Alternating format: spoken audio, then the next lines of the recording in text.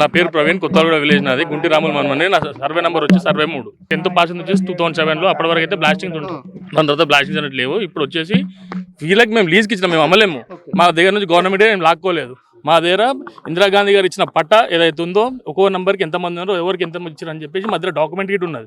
మా దగ్గర డాక్యుమెంట్ లేదని చెప్పేసి నిన్న వచ్చేసి డాక్యుమెంట్ లేదు, మొత్తం గవర్నమెంట్కి ఇచ్చేస్తున్నారు అది అని చెప్పేసి మాట్లాడారు.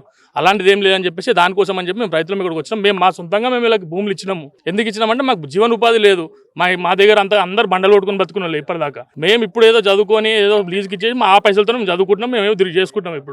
ఇప్పుడు వచ్చేసి నిన్న బీఆర్ఎస్ వాళ్ళు ఎవరైతే వచ్చిరో, నిన్న వచ్చేసి వాళ్ళ దాంట్లో ఇట వాళ్ళు మాతో పాటు వాళ్ళు ఉన్నారు. దాంట్లో ఇదంతా ఫాల్స్ ఎలిగేషన్ నేను చేసిందంతా.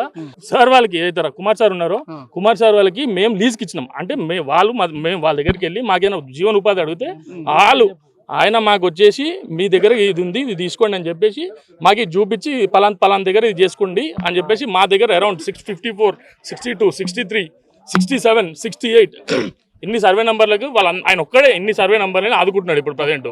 ఇప్పుడు మాకేదో వాళ్ళ ఏదో ఎత్తుగడ కోసం, వాళ్ళేదో బాగు కోసం అని చెప్పేసి వీళ్ళ దగ్గర వచ్చేసి మా కడుపులు కొట్టడం మనకు కరెక్ట్ కాదు కదా.